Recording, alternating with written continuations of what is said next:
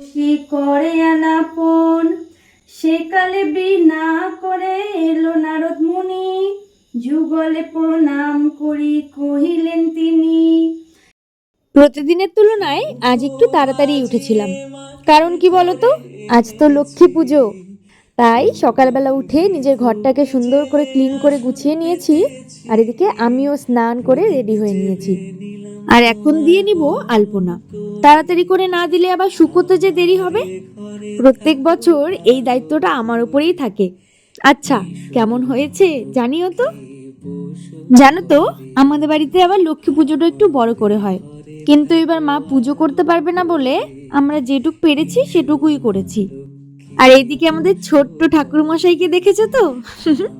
যাই হোক, আমাদের পুজোটা খুব তাড়াতাড়ি হয়ে যায়। কেমন লাগলো জানিও কিন্তু। আর এই যে শেষে বাজি ফাটানোটা কি ছাড়া যায়?